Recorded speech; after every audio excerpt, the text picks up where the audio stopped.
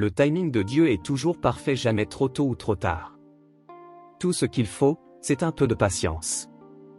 Et une abondance de foi, le poids. Ça vaut toujours le coup car le plan de Dieu surpasse tous les autres. Le voyage peut être difficile et rempli de difficultés, mais rappelez-vous que même en silence, la présence de Dieu travaille pour votre bien. Parfois les portes sont fermées pour nous avertir. Allez de l'avant car la sagesse de Dieu sait. Nous ne pouvons pas continuer sans une légère poussée de nos circonstances. Dans Ecclésiaste chapitre 3 verset 11 c'est écrit qu'il a tout fait. Beau en son temps aussi il a mis le monde dans leur cœur afin qu'aucun homme peut découvrir l'œuvre que le Seigneur fait du début à la fin. Tout le chapitre donne une ventilation de le propre timing de Dieu. Cela explique sûrement que il y a un temps pour rire et un temps pour pleurer, un temps pour semer et un temps pour récolter, un tutoriel de temps et un temps pour le récolter. Semble que c'est normal d'avoir de mauvais jours, car il y aura de beaux jours. Rappelez-vous que la Bible dit que la pluie tombe sur le juste et l'injuste, donc c'est normal de avoir des jours nuageux parce que les jours ensoleillés sont venir. Il est normal d'avoir des jours sombres et des pensées nuageuses parce qu'un jour de le bonheur et la paix sont en route. La Bible dit que les pleurs peuvent durer la nuit, mais la joie vient le matin. Dans la vie, nous ferons l'expérience d'un éventail de émotions et situations comme l'Ecclésiaste. Le chapitre 3 transmet avec éloquence. Il y a un temps pour chaque but sous ciel, et à travers tout cela la main de Dieu est évidente. Il est essentiel de se rappeler que même pendant nos jours les plus sombres, la promesse de plus lumineux moment à venir, embrasser le naturel flux et reflux de la vie pour les épreuvés. Les triomphes servent à façonner et à renforcer notre caractère. Dans les moments de chagrin, tenez fermement à la conviction que Joy arrivera bientôt, comme il est écrit que les pleurs peuvent durer pour la nuit, mais la joie vient le matin. Confiance dans le timing et le plan parfait de Dieu. Et trouver du réconfort en sachant que la saison de la vie a son but divin. Plusieurs fois, nous semblons faire pression sur Dieu pour faire les choses pour nous quand nous voulons. Nous veut lui faire les choses qu'il promis de faire à des moments qu'il n'a pas fait. Promettons de les faire parfois nous. Oubliez qu'il n'est pas un homme qu'il devrait mentir. Nous voulons que Dieu travaille à notre rythme dans le temps parce que c'est ce que nous ressentons.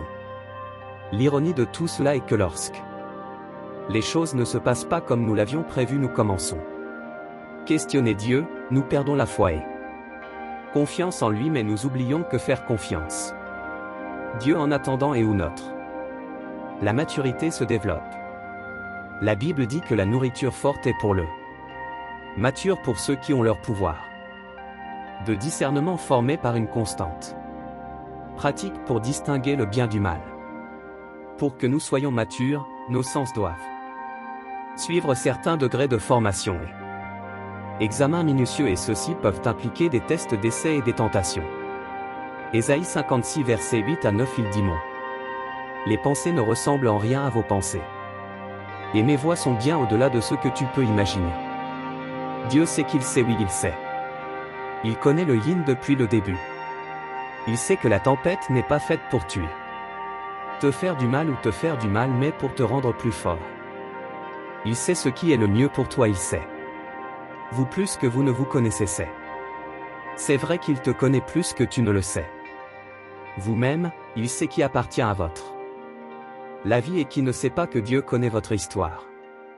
Et il transformera ton deuil en danse, ta nuit la plus sombre en un matin lumineux. Il est plus facile pour nous de dire que nous faisons confiance à Dieu que de faire confiance à son timing et le processus qu'il nous fait traverser. Est facile de perdre notre foi en Dieu car il est facile de dire les mots « je fais confiance à Dieu », surtout lorsque les situations deviennent insupportables parce que nous n'avons jamais vraiment fait confiance à Dieu. Nous ne disons que des mots, mais nos actions et les croyances ne correspondent pas à ce que nous disons. Nous avons tendance à fixer un moment pour que Dieu obtienne quelque chose fait pour nous et nous très facilement. Perdre patience dans notre propre timing parce que la plupart du temps nous pensons que Dieu nous répondra avant notre propre échéance et ne pas toucher. Nous prenons des décisions et des plans la plupart du temps sans consulter Dieu et nous tournons se retourne contre lui quand les choses ne marchent pas. La façon dont nous avions prévu d'oublier qu'il ne devrait même pas être blâmé parce qu'il n'était pas inclus dans le plan en premier lieu. Faire confiance au timing de Dieu est plus que exprimer les mots ou essayer de méditer là-dessus, cela nécessite une véritable abandonner la foi et une croyance inébranlable que ses voies sont supérieures aux nôtres. Alors que nous naviguons dans la vie, nos défis, la croissance spirituelle dépend de la volonté d'embrasser les leçons et expériences qui se présentent à nous. Pour vraiment faire confiance au calendrier de Dieu, nous devons renoncer à notre besoin de contrôler. Apprendre à être patient, il faut chercher son conseil dans chaque décision et plan que nous faire et être ouvert à la possibilité que nos attentes devront peut-être changer.